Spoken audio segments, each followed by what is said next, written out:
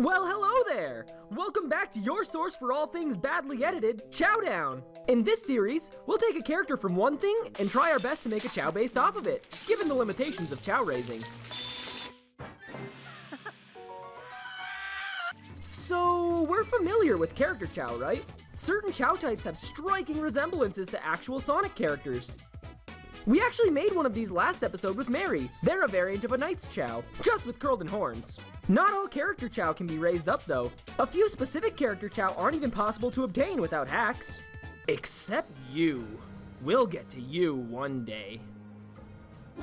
Sadly, we live in an unjust world. Not all Sonic characters have character Chow based off of them. Whether they weren't relevant around the time of Sonic Adventure, or in this character's case, didn't exist yet. It's a shame too. If any character in the series deserves to have a Chow based off of them, it'd be this one. So today, we're raising a Chow in honor of the grand deity of Chow, the hair in the air, the most broken character ever to be sicked upon the Sonic Advance series, Cream the Rabbit. So to begin, I got an orange egg. And just like that, I already did a little fuckity-doo-dah. But it's all good, we'll get back around to that by the end of the episode. Our plan is to make a Hero Swim type Chow. This will be a lot easier than making a neutral Chow like we did in the last episode, since we don't have to worry about the morality scale skewing in the wrong direction if we only care for it with hero characters. To begin this, we're gonna feed it a ton of yellow Chaos Drives. After that, we need to wait for it to reach maturity and evolve. I spent my time ass flying around the garden, but then I got distracted by this idiot. Look at my little blue boy over here, just dancing at a wall. He also has a bad habit of walking into trees repeatedly. Clearly he isn't the brightest.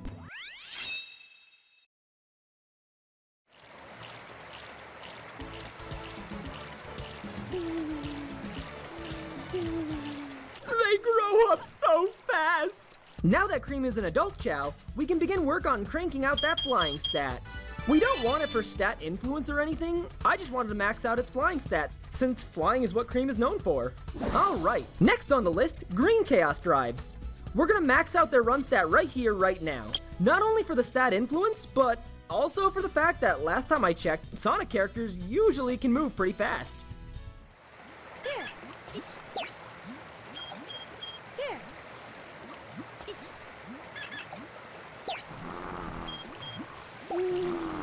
You little shit! He's not even sorry for it, he just did the happy bow and danced afterwards. Well, that sucks. Luckily, we have access to a new trick that we can do now that we've made a Hero Chow in this file. If your Chow has the audacity to move while you're trying to feed it, you can fix that by bringing your Chow to the Hero Garden and placing them down facing the backside of this broken pillar here. If you place them down just right, the best they can do is just wiggle side to side.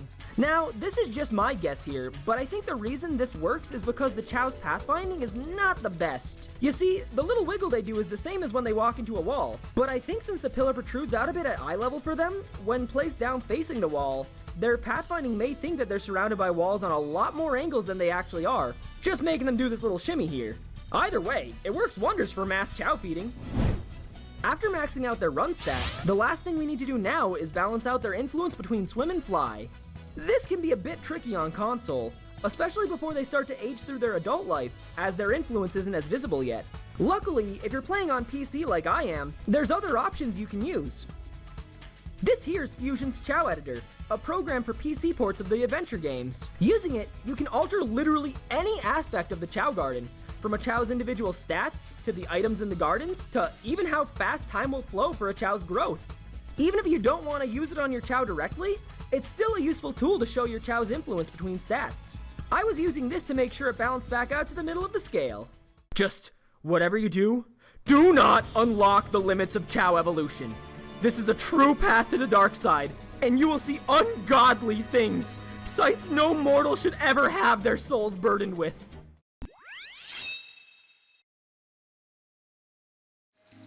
Alrighty, so Cream is all set now. As far as Chow growth goes, this is about as much as we could do for a Chow. But we can do better. Real character Chow don't have much detailing in terms of clothes. Makes sense, since nobody's born with clothes. Even though the Amy Chow do have a red body like her dress.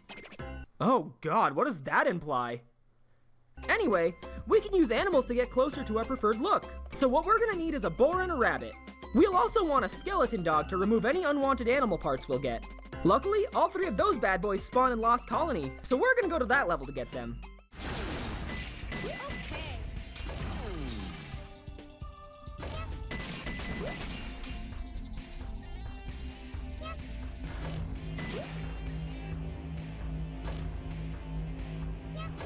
Now that I've got the animals, the semi-obnoxious part begins. We're gonna have to try and juggle getting the right animal parts onto this Chao and get rid of any unwanted animal parts left over. You could always use the Chao editor if you're playing on PC just to spawn the animal parts onto the Chao, but for the sake of demonstration, I'm gonna go through the old-fashioned way. So the parts we specifically want are the bunny tail and the boar feet. Self-explanatory for the bunny tail, but I like the boar feet because they look like big old shoes, just like Sonic characters tend to have. Side note, if you don't mind saving and leaving the garden repeatedly, there's a trick I do here where you use one animal until you get the desired part, then save and exit the garden. That way, if it ends up being replaced by another unwanted animal part, you can always just reset. And there we go! Cream the Chao is now finished. But hold on, remember when I said I fucked up at the beginning of the episode? This is about the time where I realized I did. When working on Cream, I accidentally clicked on the shiny option in the appearance page on the editor, but when doing so, I realized that despite the sparkles, the shade of orange is a lot closer to Cream's actual color. Now, normally for this series, I'd like to keep modifying the Chao we made to a minimum, but since I already went through all the trouble of getting this recorded, I hope you guys don't mind me using a Neopets paintbrush just this once, right guys? Man, only 2 episodes in and I already done goofed. That's not a good omen. But now, there we have it for real. The Cream the Rabbit Chao is done. Aside from me messing up the color choice right off the bat, I'm pretty happy with the results. A Cream Chao is something I wanted to see a lot as a kid, since she's the one who's always known for taking care of Chao to begin with. So making her as one was one of my first ideas I had pop up into my head. Have any other ideas for Chao? Let me know down in the comments. I'd love to have more ideas for future episodes. Currently, I'm thinking of other Sonic characters that could be worthy of having a Chao based off of them, so I might try and do one of those soon. Either way, thanks for watching till the end. Stay tuned for more Chao-related shenanigans. And don't forget, the path of the unlocked limits is the path of true evil incarnate.